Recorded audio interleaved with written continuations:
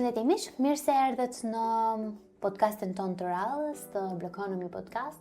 Një podcast i dedikuar sipërmarrjeve kryesisht orientitur në Fortin Under Fortin, edicionin ton të 5, edicion ky i mbështetur nga Bloconomy dhe Woodward Albania. Sot jemi në një industri shumë interesante. Unë do doja të thoya në një nga industritë më të përfolura në treg. Dhe kur flas më të përfolurat, e sigurt që dikujt do t'i vinë në mendje të përfolur për shkak të çmimit, të përfolur për shkak të mungesës së ofertës, për shkak të kërkesës së lartë, dhe flasim për investimet në real estate. Kam sot në podcast Dionis Shahaj, i cili është themelues i Sole Global Investment. Dionis, përshëndetje.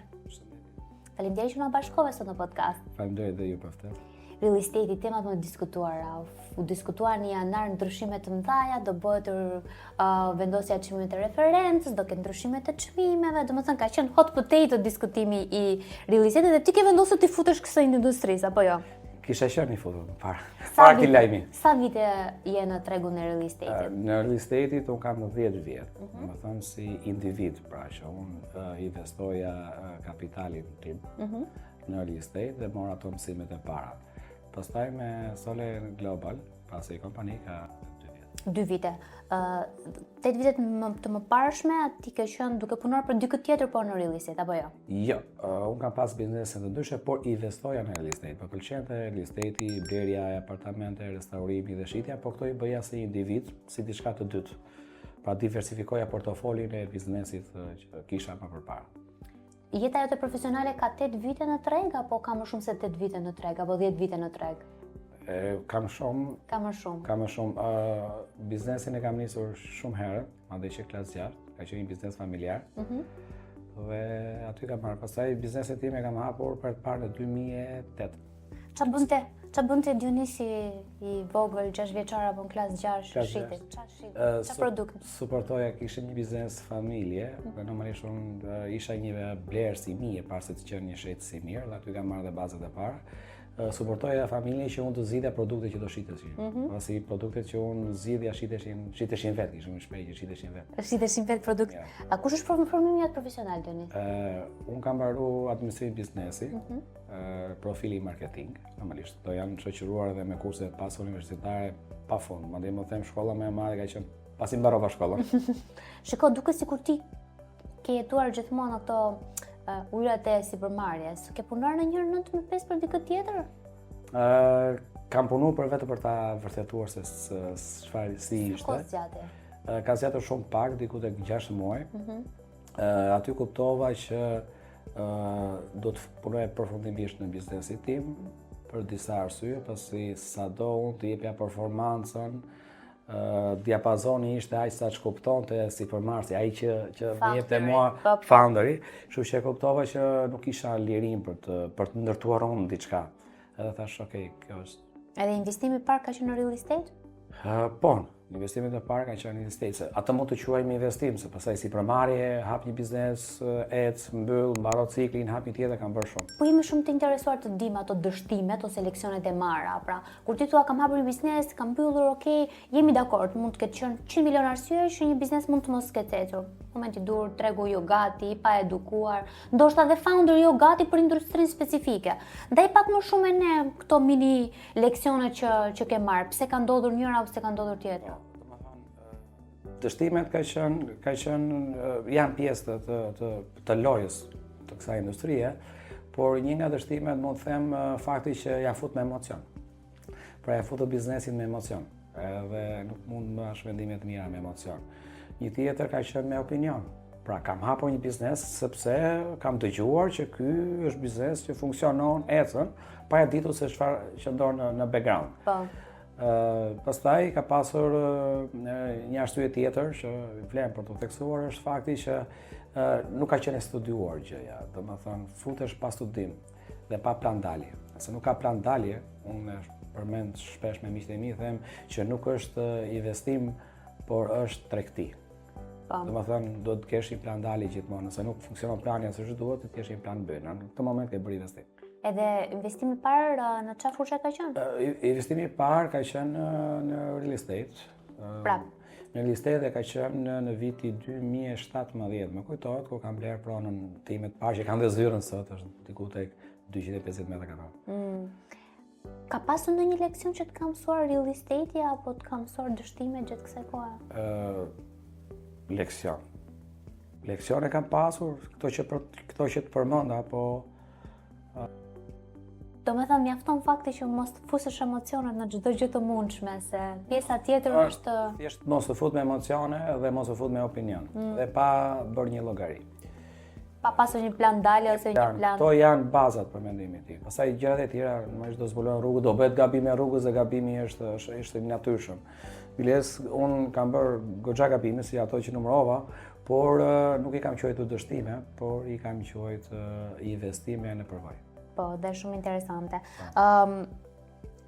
Të jesh në real estate, dhe t'jeti suksesshëm në real estate, me kë faktor ti mendon që e lidh më shumë? E lidh me cash flow, e lidh me aftësinë shitje, apo aftësinë të njohur tregut, apo një faktor tjetër që unë s'e përmenda fare? Të gjitha këto që ju përmendet vlejnë të kësaj, por më tepër është menaxhimi i gjithë këtyre bashkë. Kjo është shumë e rëndësishme. Tek ty çfarë është skillsi më i mirë? Negociata. Negociata. Po, është ajo që unë pjesë e kam shumë qef, negocioj dhe unë e bëj fitimin, e përdor shpesh edhe me kolegët e mi që unë e bëj fitimin e blerje. Domethënë, e nxjerrjet e blerja, domethënë shitja nuk mundohet. Edhe sfida më e madhe që ka real estate, si e shikon ti industrinë tani? Mos e ta njohësh industrinë për 10 vite, do të thotë që e ke një perceptim se si po shkon tregu aty jashtë.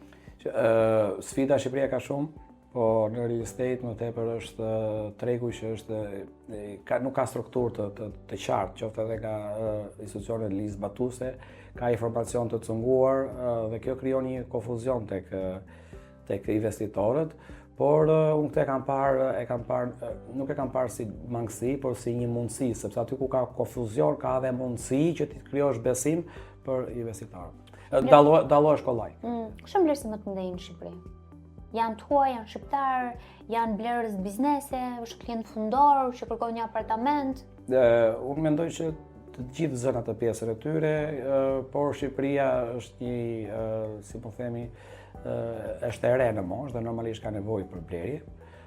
Dhe zë goxha një pesh blerit e reja, çiftet e reja, por edhe investitor shqiptar që jetojnë jashtë. Pra ti mendon që diaspora po investon? Diaspora po investon. Arsyet e investimit pastaj mund të jenë ndryshme. Kemi dëgjuar që edhe bëjnë lekun stok, e bëjnë tulla, por pak rëndësi ka kjo, që kjo i sjell një zhvillim ekonomisë. Beson ti tek transparenca në çmimin e pronës në real estate, apo mendon që ka faktorë që kanë ndikuar në këtë volatilitet apo ulje ngritje të çmimeve të pronës? Çika, transparencë nuk ka. Unë shumë mendoj, por fakti që ka ndërtime të reja, ka likuiditet, se fakti që ka ndërtime ka likuiditet, dhe për ndërtime të reja është it's okay kjo, por diçka tjetër vjet të reja është kjo pjesa e ndërtimeve të vjetra, që ta shet po njësoj si ky ndërtimi i ri që është me teknologjinë e re, ndërtimi i 2026-s dhe ai të shet po të njëjtën pallat të ndërtuar kohën e verit. Kjo është një problematik, por normalisht për aq kohë sa tregu e blen, edhe ai ka të drejtë. A mendon se blerësit janë të edukuar mjaftueshëm? Jo, fare. Unë mendoj që fare. Domethënë, ata thjesht blejnë çfarë ofrohet, nuk kanë kriter. Ndërkohë që tregu imobiliar do të ishte e kundërta. Domethënë, se çfarë do ndërtohej dhe çfarë do ofrohej do ta përcaktonte kërkesa. Nëse ti mua më jep një njoftim që shitet një shtëpi buzrruge dhe unë vi e blej me të parën, normalisht gjitha shtëpitë do ndërtohen buzrrugës. Por nëse ti ndërton një shtëpi buzrruge dhe nuk ta blen askush sepse shtëpia do të jetë për qetësi, atëherë ndërtuesi nuk do bëjë më shtëpinë buzrrugës, por do krijojë standarde të tjera. Kështu që unë mendoj që fajin e ka blerësi, jo ndërtuesi. Ndërtuesi gjen dhe bën. Po. Ose lexon perceptimin e tregut, që ku po shkojnë te njerëz, çfarë po kërkojnë. Fatkeqësisht ndërtuesit në Shqipëri nuk janë shumë vizionarë që të ndërtojnë me standarde, të ndërtojnë ata gjërat që duhet. Ata ndërtojnë si të shitet më shpejt, marrin lekun më shpejt dhe si. Si e zgjidhni një pronë për ta investuar? Çfarë karakteristika duhet këtë pronë që thua, that's it, do e marr këtë? Po, këtë më ka ndihmuar shumë në fakt një shprehje që ka thënë Zamir Mane në një nga trajnimet që ka pas me Armalin. Unë kam qenë pjesëmarrës edhe më lejoni ta them, pa taftu një miku tim, i thash hajde shiko trajnimin është i bukur, Armeni ndoshta do thotë diçka që vlen, dhe i afroi unë biletën. Dhe gjeje pa, ky mik ngrihet e bën pyetje. Dhe i thotë që shiko ti je investitor shumë i madh, thotë dhe ke shumë mundësi në tavolinë, ti jepet shumë mundësi. I thotë, si e zgjedh ti? Pra bëri një të pyetje këtu.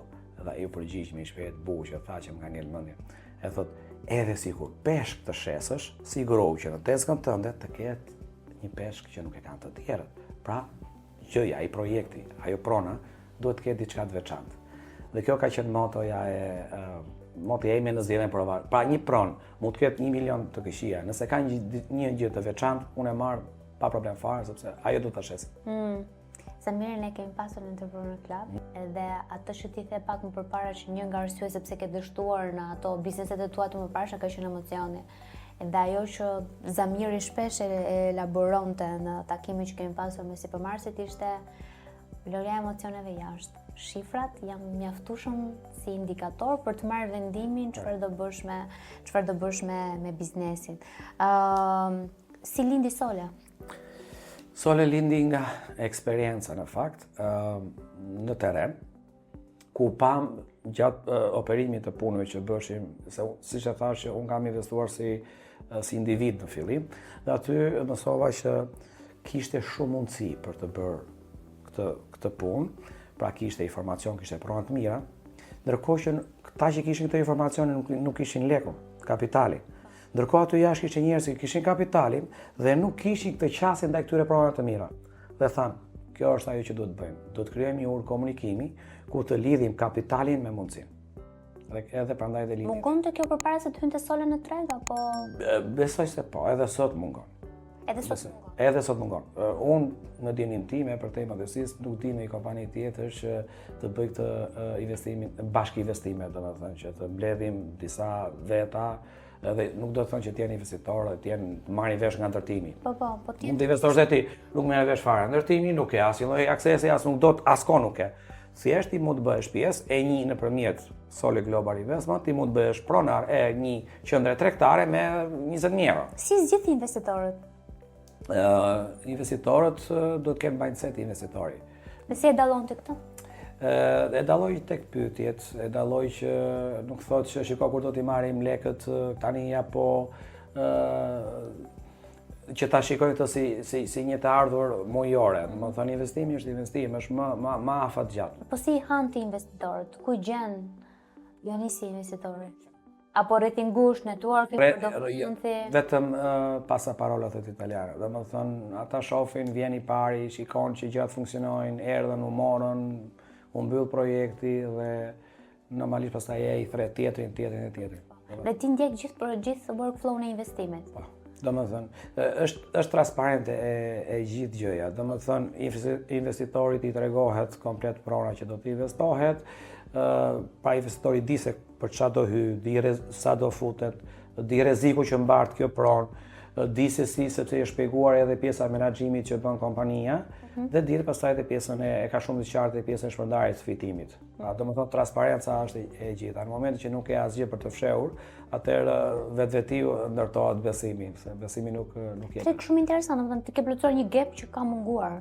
Ndoshta te kapëm nga duke punuar. Duke njohur industrinë, se kur njeh industrinë është kjo është edhe një gjë tjetër që unë do them investitorëve që them mos e shikoni si një fitim të menjëhershëm, wow. Investoni shumë pak kapital. Jo aq sa ç'keni mundësi, më pak. Thjesht për të kuptuar sistemin, se si funksionon, për të kuptuar mendsi, ora për të mësuar, se biznesi i parë nuk është për të përfituar, biznesi i parë është për të mësuar. Kështu që me pak i them. Edhe nëse ti ke kapacitetin X lek, vi më pak. Thjesht për të kuptuar sistemin. Mua pëlqen shumë shifrat edhe nuk e mbyll të podcast pa marrë një minimum investimi që një investitor duhet të hyjë patjetër. Ka ndonjë minimum? Thua 1 lek, 2 lek, 10 lek, 100 lek, sa është minimum? Patjetër ka një minimum. Duke qenë se ne target grupi jonë investitorëve nuk janë investitorë të mëdhenj, se ata e kanë informacionin, i kanë gjithçka. Kanë njerëz që punojnë në rrugë, mund të jetë një berber, mund të jetë një stomatolog, mund të jetë një profesione të lira, të cilët kanë gjeneruar para dhe nuk i mbajnë në bank që t'i haj inflacioni me 4% në vit, por nuk i kanë as 150.000 euro të blejnë një shtëpi, nuk i kanë as njohurit, as networku që ta blej ta shesin dhe të di se cilën pronë do blej, kanë 10.000 euro minimumi. Atëherë, ti mund të bësh pjesë dhe 10.000 euro dhe ju shton vlerë këtyre 10.000 eurove duke investuar, duke qenë se investimet tona atë janë afat shkurta, 1 deri në 2 vjet nuk shkojnë më shumë. Është i madh ky treg aty jashtë? Shumë. Shumë i madh. Po, ka shumë. Po si më duket sikur ti duhet ta edukosh tregun, pra duhet ta iluminosh atë sipërmarrësin, investitorin apo sipërmarrësin nga diaspora, që është dhe ky oportunitet. Si edukohet tregu, domethënë sa shkon afër ti këtyre personave apo këtij target grupi? Nuk shkoj afër, thjesht vjen ata. Nuk kam zgjedhur unë të shkoj afër. Domethënë, kjo është një nga ajo, është një përgjigje e asaj që pyetet pak më parë që ti si i gjeni investitor, si i vlerësoni investitor. Unë vlerësoj investitorët që më afrohen, jo që u shkoj unë. Se ai që më afrohet mua, do të thotë e ka përpunuar si ide, e ka menduar, ka marrë informacionin dur, pra gjysmën e punës ai është bërë gjysmë gati. Dhe gjysma tjetër i duhet vetëm transparenca se si funksionoj unë në këtë industri. Kështu që thjesht i lata atë vit tek unë. Kush e bën shitjen në gjithë këtë proces? Ju bëni investimin, po patjetër duhet të ketë dhe dikush të bëjë shitjen. Janë partnerë të tjerë që me kompani të tjera. Ndërto është Future Home që i përshëndes. Po, Fationin e kemi mik të Blokonomi. Është e vështirë shitja në real estate? Dhe pse keni zgjedhur ta bëni outsourcing dhe jo in-house? Shika, nuk mund të bëjmë dot të gjitha ne. Domethënë ne dim të bëjmë pjesën e investimit, pjesën të harxojmë atë energjinë tonë, harxojmë tek kapja e mundësive, negociata, të thash dhe këtë bëjmë outsource. Jam i sigurt që kompanitë e real estate-it investojnë, kanë departamentet të tyre që t'i rrisin njerëzit e tyre, sepse merren 100% me atë punë. Kështu që kanë database. Kanë database, kanë të gjitha dhe merremi me ata. Investimi më i keq që bërë gjatë kohë. Po, ka qenë së fundi para 2 vjetësh, nuk ka qenë në real estate. Ka qenë në? Ja, ka qenë në një fushë tjetër, ka qenë dental tourism, ku do futa me opinion edhe me emocion. Edhe ç'a ndodhi, se është shumë temë dhe kjo është shumë interesante. Ç'a ndodhi, pse dështove? Dështove se nuk e njihje si industri të tipit nuk vjen nga një background i tillë, apo pe një oportunitet që nga ato, se ka ca biznese që janë kështu. Si shkrepse, ndizem për një kohë, do bësh ca para, pastaj do bish dakord që ka që kishte kjo. Çdo biznes ka të ciklin e vet, hyrjes, rritjes, maturimit dhe rënies dhe normalisht bizneset që janë me rritje të shpejta normalisht e kanë dhe rënien të shpejtë. Po, është okay dhe kjo. Unë i futa me opinion. Thash ka punë, ka nisur turizmi, në Shqipëri po ecën, bërë janë 2 kalkulime të vogla, diçka shumë mirë. Nuk e njifsha si fush dhe më futa dhe me emocion sepse kisha një arsye shumë fort që pse duhet të funksiononte dhe kisha dëshirë që të funksiononte. Humba goxha aty, shumë lek kam humbur dhe gati 1 vit e gjysmë, derisa kuptova që stop. Kishte treg. Jo, kuptova që ishte gabimi im që kisha hyrë dhe sa më shpejt ta kuptosh që ke bërë gabim, aq më shpejt dhe duhet dalësh dhe në moment e dala. Ka ndonjë arsye që mendon që pse shkoi keq kjo? Apo fakti isha fut me emocion dhe nuk isha bërë kalkulim. Nuk është ishte problemi që shiko partnerët e gabuar në procesin e ndarjes së shërbimit? Jo, unë mendoj që bëra më të mirën e mundshme, madje krijova sistem, krijova CRM, kuptova edhe një gjë tjetër nga kjo, që në fakt kur kam parë një intervistë me Mark Zuckerberg, aty kuptova që unë kisha gabuar, ishte që thoshte asnjë biznes nuk vjen full forms. Pra niset dhe rrugës përpunohet dhe ideot. Kurse unë pa e nisur këtë krijova CRM, krijova database, krijova shumë gjëra që do harxova para, harxova energji që në nisje.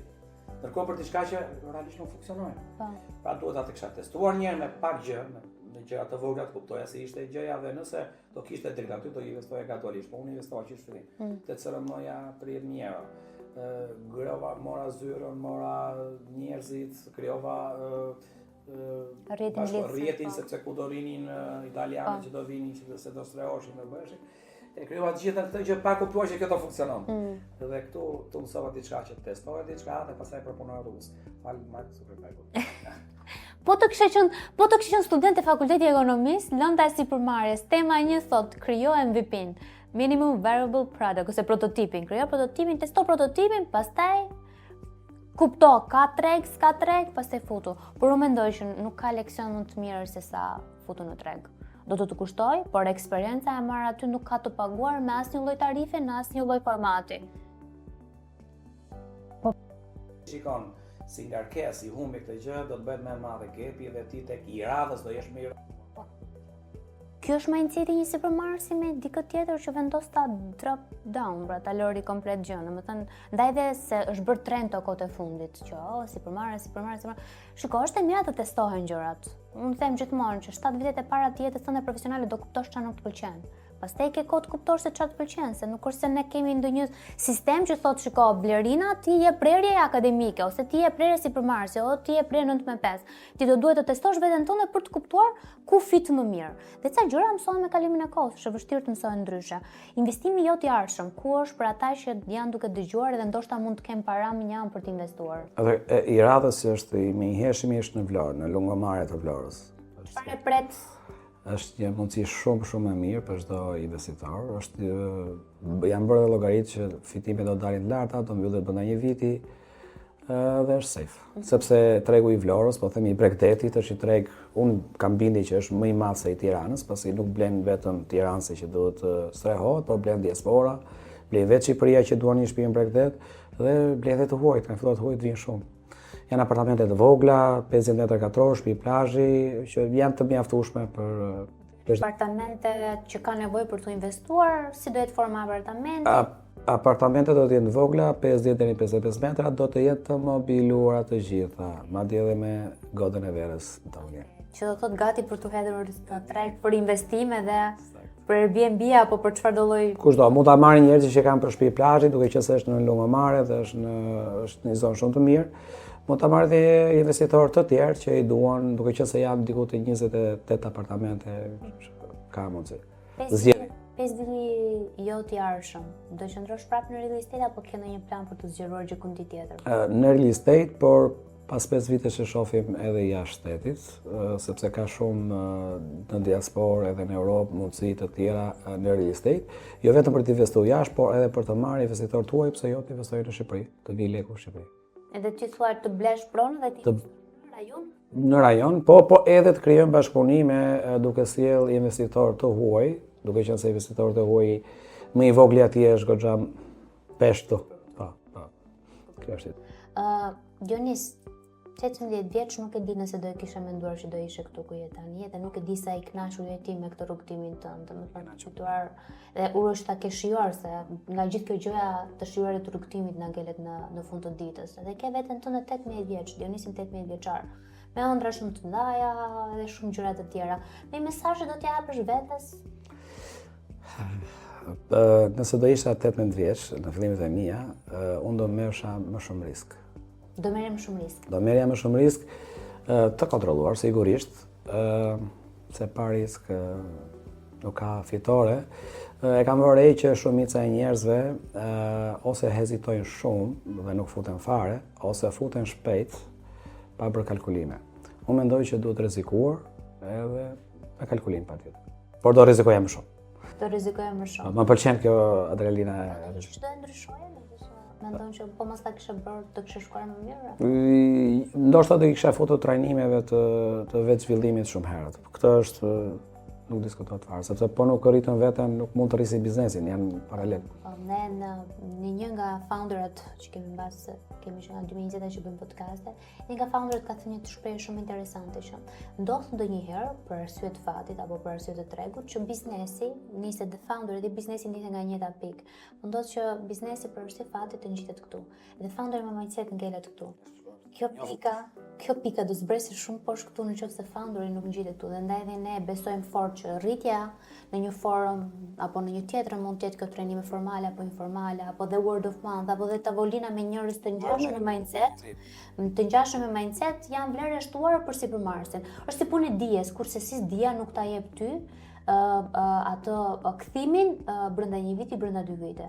Por ama është certifikata që ti do të kesh një rrugtim më smooth, jo aq shumë të vështirë se sa herët e tjera.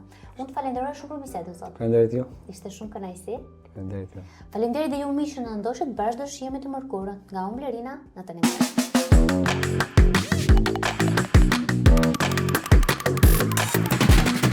Faleminderit.